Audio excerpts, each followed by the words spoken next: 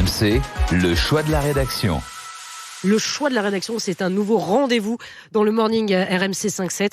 Mathieu Béliard, la rédaction a choisi de s'arrêter sur un sujet, de creuser. Les journalistes vont sur le terrain, enquêtent et viennent sur le plateau pour nous raconter, nous rapporter ce qu'ils ont vu. Aujourd'hui, nous avons choisi, avec la rédaction de RMC, de s'arrêter sur ce mouvement de blocage du 10 septembre. C'est le choix de la rédaction et c'est Inès Zegloul qui a enquêté. Inès, travail remarquable, ça a duré plusieurs jours.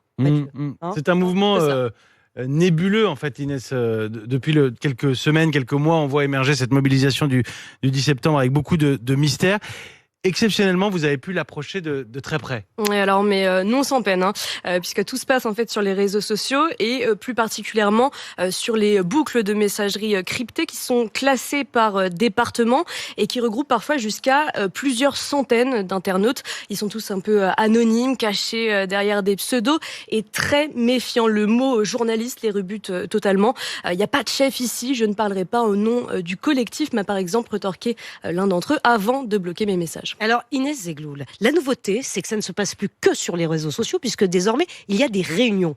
Oui, des AG, des assemblées générales.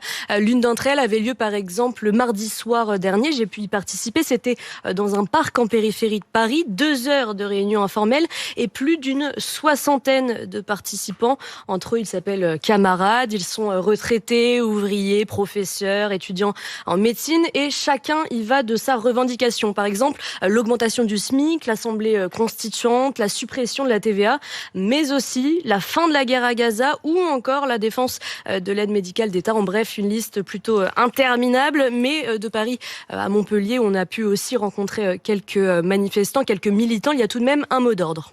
Arriver à faire échouer le plan d'économie, de suppression de jours fériés. On est d'accord sur au moins quelque chose. Voilà, ce budget, on n'en veut pas. Et donc le jour J, comment compte-t-il s'y prendre ? Parce que c'est effectivement, on a du mal à comprendre comment compte-t-il rallier les foules. Eh ben, ce qui est sûr, c'est que le 10 septembre doit avoir l'effet d'une bombe. C'est ce que m'a dit l'un des participants. Mais faut-il encore savoir sur quel détonateur appuyer ? Boycott des grandes enseignes, ne payer qu'en cash. Il rêve aussi de manifestations d'ampleur, évidemment, ou encore de piquets de grève, de blocage de préfecture, blocage de l'aéroport d'Orly, par exemple, ou encore blocage de retourner sur les ronds-points aussi, comme en 2018. Inès. Oui, en tout cas, certains revêtent déjà leur gilet jaune presque nostalgique, comme à Nîmes, par exemple, où le rond-point du kilomètre Delta sera à nouveau investi. Et dès 7h30 du matin, c'est ce que dit le tract que je voudrais ramener en studio ce matin, je vous le passe.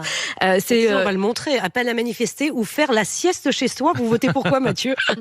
C'est ça, manifestation ou blackout. À Nîmes, on peut faire la sieste sur un rond-point au mois de septembre. C'est ça. Excellent. C'est ça. Et ces tracts, ils étaient distribués par Jean-Marc. Lui était militant convaincu et je l'ai retrouvé aux abords des Halles nîmoises en pleine opération séduction. Je vous laisse écouter. Bonjour madame, le 10 septembre il y a un mouvement qui appelle à manifester au niveau national ou à rester chez soi et pas consommer. Oui, j'ai vu. Vous avez vu, c'est très bien. Le 10, mais j'y serai. Rond-point kilomètre Delta. Ok, d'accord. Merci. Voilà. C'est le fameux mouvement là. Voilà. Ah oui, qui veut foutre le bordel dans le pays, qui s'est affilié avec le LFI. Ah, moi, je suis pas du tout affilié à LFI. C'est l'extrême droite et l'extrême gauche qui se retrouvent. Bonne journée, au revoir. Ça, c'est intéressant, parce que ça revient dans pas mal le tract. Oui, la caméra, elle est là. Qu'a Pascal à la main. Non, mais ça revient aussi, je le voyais sur le WhatsApp, sur l'onglet Direct Studio, le côté récupération politique de la gauche, des syndicats. Ouais, plus particulièrement depuis que LFI, vous l'avez entendu, a soutenu le mouvement. Mais Jean-Marc, par exemple, anime le Martel, c'est ni un mouvement de gauche, ni un mouvement de droite. En tout cas, c'est ce qu'ils veulent, c'est un mouvement de colère. Je ne suis pas politique, je suis partisan. Voilà, il y a une différence. Et s'il y a une récupération, on sait qu'il y aura une partie des citoyens qui partira. Tout ça, ça y joue. En tout cas, les droites ne semblent plus trop les bienvenues dans le mouvement. Ça, c'est ce que m'a confié au téléphone une figure bien connue des Gilets jaunes. Et même certains parmi nous ne veulent plus participer. C'est à bon un administrateur d'une page soutien au 10 septembre page où les internautes de son propre aveu sont plutôt de droite, voire d'extrême droite. Ils ne veulent pas marcher avec les gauchistes, conclut-il. Ébauche donc d'un mouvement peut-être déjà miné par les clivages. Alors, en revanche, ils ne veulent pas de la droite, mais ils veulent bien de l'appui des syndicats parce qu'ils disent qu'ils vont en avoir besoin.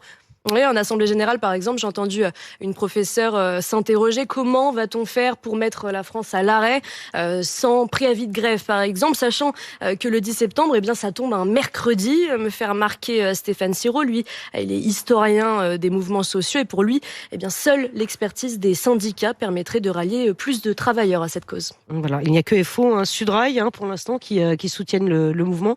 C'est ça, Inès, et certaines branches de la CGT qui y sont favorables. Mais pour l'instant, il n'y a pas de mot d'ordre qui a été lancé par aucun des syndicats. Non, pas forcément, sachant que la CGT se réunit demain et après-demain pour donner un peu un mot final. L'intersyndicale se réunira le 1er septembre. 25 août à suivre donc d'ici au 10 septembre. Merci Inès Zegloul, reporter RMC.